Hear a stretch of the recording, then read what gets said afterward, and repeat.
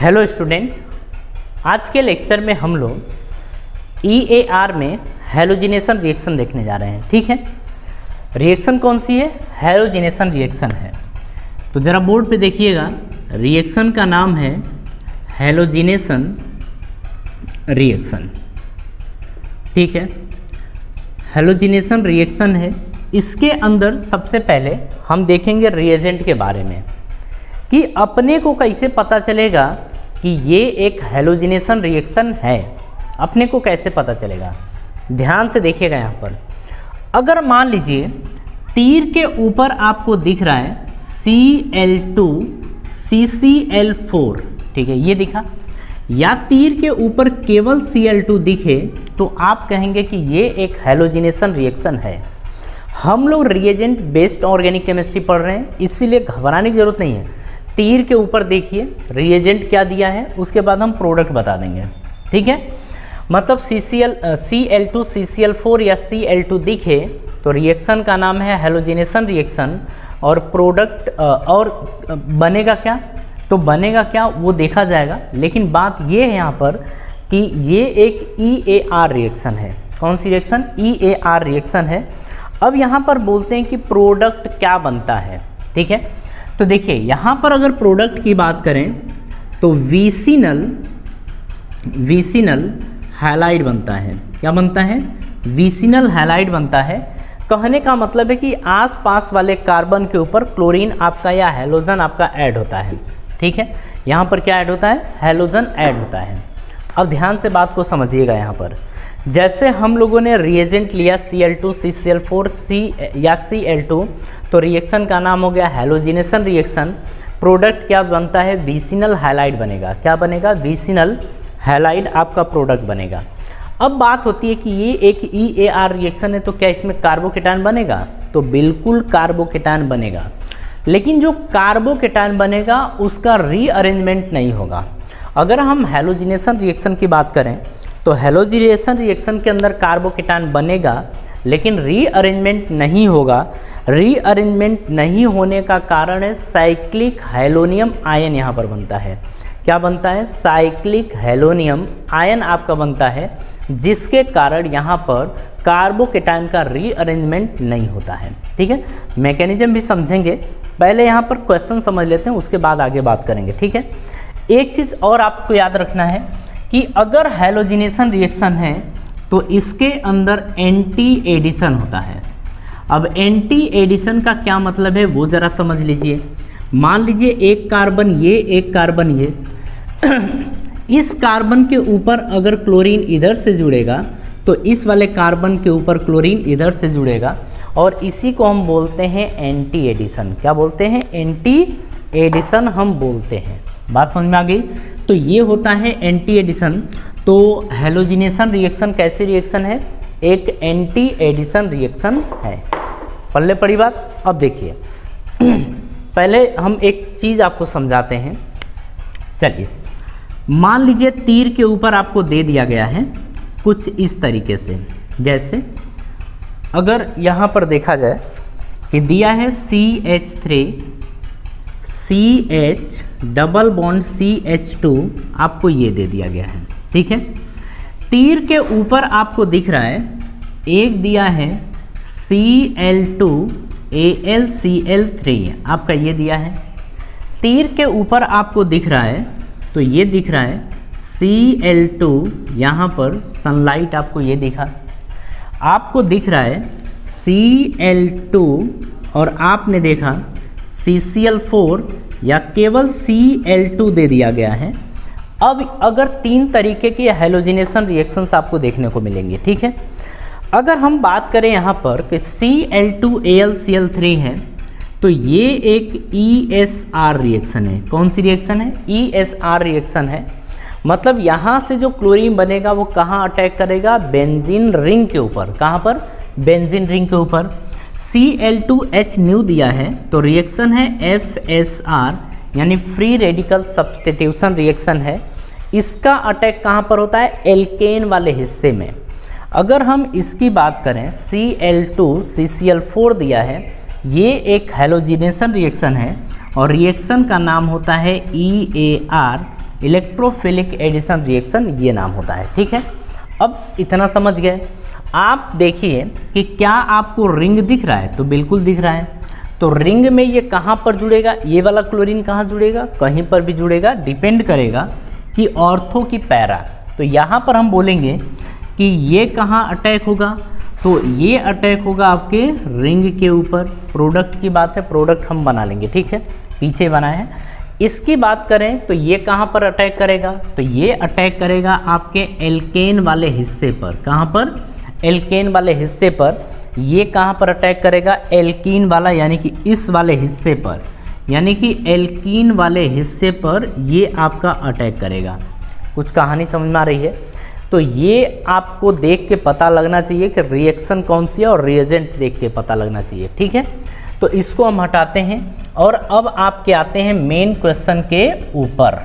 ठीक है, तो ये कम से कम देखिए, अगर हम पीछे अच्छे तरीके से चीज़ें पढ़ते आए हैं ना, तो हमको ये पता चल जाएगा कि प्रोडक्ट आपका क्या बनने वाला है, रिएजेंट क्या होगा, तो प्रोडक्ट क्या बनेगा, रिएक्शन कौन सी होगी, ये सारी चीज़ें हम बता सकते हैं। ठीक है, चलिए अब यहाँ पर बात करते हैं हैलोजिनेशन रिएक्शन की।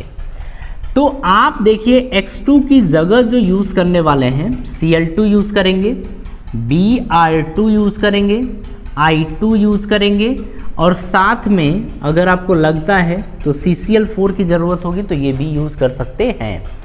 अगर हम I2 की बात करें, आप सभी को पता है कि इसकी रिएक्टिविटी बहुत कम होती है। इसकी रिएक्टिविटी क्या होती है, बहुत कम होती है। रिएक्टिविटी कम होने के कारण ये बैकवर्ड डायरेक्शन में जाती है। जैसे ही प्रोडक्ट बनेगा ये तुरंत बैकवर्ड डायरेक्शन में जाके अगेन एल्कीन बन जाएगा। क्या बनेगा, एल्कीन। चलिए हम यहाँ पर क्वेश्चन उठाते हैं, पहले आप समझ लीजिए, उसके बाद आगे की कहानी बढ़ेगी। हमारे पास क्वेश्चन है CH3 CH double bond CH2।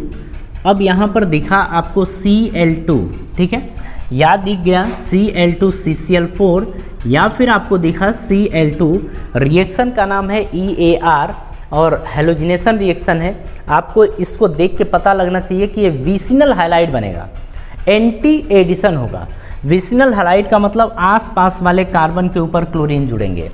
कहने का मतलब आपका प्रोडक्ट बनेगा CH3 CH CH2। अब देखिए यहाँ से जो हैलोजन रहेगा, एक अगर इस साइड से जुड़ेगा तो एक आपका इस साइड से जुड़ेगा। ठीक है, इसी को बोलते हैं विसिनल हैलाइड। अगल बगल वाले कार्बन के ऊपर अगर Cl जुड़ा हुआ है तो इसको बोलेंगे विसिनल हैलाइड। ठीक है, ये आपका प्रोडक्ट बन गया। ठीक है, अब देखिए आगे मैकेनिज्म वगैरह की बात करें तो मैकेनिज्म अभी हम बता रहे हैं। तो ये आपका विसिनल हैलाइड ये आपका बन गया। चलिए कुछ क्वेश्चंस और उठा लेते हैं यहाँ पर। आप बताइए क्या रीअरेंजमेंट इसके अंदर होता है, तो हमने अभी देखा कि रीअरेंजमेंट नहीं होता है। ठीक है, अब देखिए CH3 CH CH3 CH double bond CH2 आपके सामने ये दिखा। रिएजेंट आपने देखा, देखिए रिएजेंट अगर ये है तो रिएक्शन कौन सी है, EAR। अटैक कहाँ पर होगा, अटैक होगा आपके एल्कीन वाले हिस्से पर, और यहाँ पर देखा जाए तो ये बनेगा विसिनल हैलाइड। क्या बनेगा, विसिनल हैलाइड। तो हैलोजन आपका यहाँ और यहाँ जुड़ेगा। ठीक है, कार्बोकेटायन देखेंगे मैकेनिज्म में, कार्बोकेटायन बनेगा, लेकिन कार्बोकेटायन बनेगा, लेकिन जब प्रोडक्ट की अगर हम लोग बात करेंगे तो प्रोडक्ट क्या, रीअरेंजमेंट की, तो रीअरेंजमेंट नहीं होगा। साइक्लिक हेलोनियम आयन के चलते, मतलब एक हैलोजन यहाँ तो एक हैलोजन यहाँ, रीअरेंज यहाँ पर नहीं होगा। तो कहने का मतलब है कि जो प्रोडक्ट बनेगा CH3 CH3 CH single bond CH2, अगर इस पे क्लोरीन इधर से आया तो इस पे क्लोरीन इधर से जुड़ेगा। ठीक है, कुछ प्रोडक्ट की और हम लोग बात कर लेते हैं। यहाँ पर देखिए कुछ क्वेश्चन और देखते हैं। जैसे आपके सामने आया PH CH double bond CH2, आपने सेम रिएजेंट लिया, प्रोडक्ट की बात करें बनेगा PH CH, यहाँ से जुड़ेगा अगर Cl तो यहाँ से CH2 नीचे से क्या जुड़ जाएगा, Cl। बात समझ में आ रही है। इस तरीके के प्रोडक्ट आपको नज़र आने वाले हैं। ठीक है, तो मैकेनिज्म की बात कर लेते हैं हम लोग कि मैकेनिज्म इसकी क्या होगी। ज़रा अब देखा जाए तो इसको हम हटा रहे हैं, फिर इसके बारे में हम कुछ चीज़ लिखवाएंगे, ठीक है, और लिखवाएंगे उसको नोट कर लेना। आप लोग पहले इसी को कर लीजिए, उसके बाद जो लिखवाएंगे वो लिखिएगा, मतलब बाद में लिखिएगा। चलिए सॉरी, हाँ आगे की बात करते हैं हम लोग के सामने आया question CH3CH double bond CH2, ये आपके सामने आया। प्रोडक्ट क्या बनेगा, प्रोडक्ट आपको पता है कि प्रोडक्ट क्या बनेगा, इसको हम अभी बनाए थे CH3CH2, इधर अगर Cl इधर से तो इधर से, ठीक है। ज़रा इसकी मैकेनिज्म अपन चेक कर लेते हैं, मैकेनिज्म क्या होगी। फर्स्ट स्टेप की अगर बात करी जाए तो ध्यान से देखिए, CH3CH डबल बॉन्ड CH2, सबसे पहले इनके लाइफ में क्लोरीन आएगा।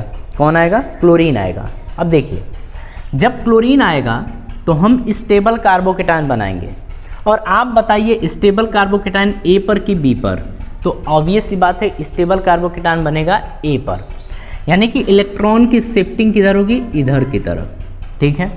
जब इलेक्ट्रॉन की शिफ्टिंग इधर की तरफ होगी तो बनेगा CH3CH2, यहाँ पर आपका आ गया माइनस और इस जगह पर आ गया प्लस, ठीक है। अब हमारे सामने क्या था, Cl2 है। अगर Cl2 की बात करी जाए तो आप कुछ इस तरीके से देखेंगे। अब देखिए ये दोनों इसके सामने आएंगे तो पोलरिटी शो करेंगे, तो एक के ऊपर आएगा पार्शियल पॉजिटिव तो दूसरे के ऊपर पार्शियल नेगेटिव, तो ये क्या करेगा, इसको इलेक्ट्रॉन डोनेट करेगा। जब इसको इलेक्ट्रॉन डोनेट करेगा तो आप यहाँ से देखेंगे कि जो बनने वाला है CH3 और ये बन जाएगा CH+, यहाँ पर देखेंगे तो CH2 और इससे क्या जुड़ गया है, Cl जुड़ गया है, ठीक है। जब आप देखेंगे तो ये जब ब्रेक होगा तो ये कुछ इस तरीके से ब्रेक होगा, तो इसके सिर पे क्या आएगा माइनस और इसके सिर पे प्लस, तो ये इसको इलेक्ट्रॉन देके ये बना लेगा। इतनी बात समझ में आ गई। अब देखिए इसके बाद कहानी क्या बनती है। कहानी ये होती है कि जो क्लोरीन है ना, क्लोरीन के पास लोन पेयर होता है। कितने लोन पेयर होते हैं, 3। और क्लोरीन इस पड़ोस वाले कार्बन को बोलता है कि चिंता मत कर, मेरे पास इलेक्ट्रॉन्स हैं, मैं तुमको इलेक्ट्रॉन दूंगा। और इसी चक्कर में ये क्या करता है कि इसको इलेक्ट्रॉन देता है, और जैसे ही इलेक्ट्रॉन देता है तो यहाँ पर 3 मेंबर की रिंग बन जाती है। यहाँ पर CH2, ये आपका Cl है। अब देखिए इससे ये जुड़ा हुआ है इस तरीके से, इसने इसको इलेक्ट्रॉन दिया तो देने वाले के सिर पे क्या आता है, प्लस, ठीक है। इसी को बोलते हैं साइक्लिक हेलोनियम आयन।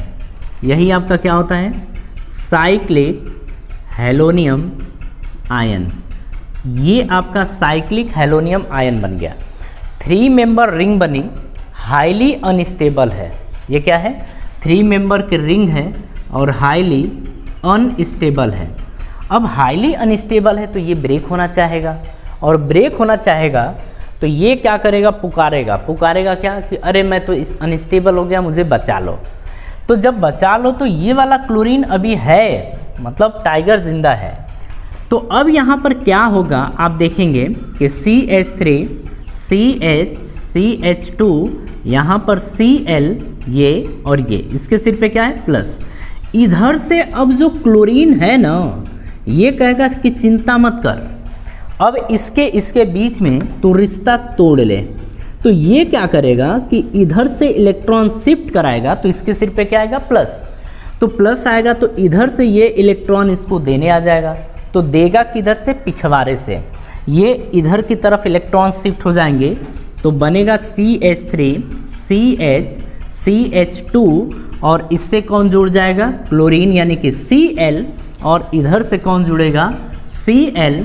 आप देख रहे हैं कि ये एंटी एडिशन है, एक इधर से जुड़ा तो दूसरा किधर से आया, पीछे से, और इसी को आप नाम दे देते हैं विसिनल हैलाइड। क्या बोलते हैं, विसिनल हैलाइड बोलते हैं। ज़रा इसमें देख लीजिए कि आपको मैकेनिज्म कहाँ समझ में नहीं आई है। वैसे आपको सारी बातें समझ में आनी चाहिए, कोई दिक्कत तो होना चाहिए नहीं। अगर फिर भी दिक्कत हो रही है तो आप एक बार बोल सकते हैं, ठीक है।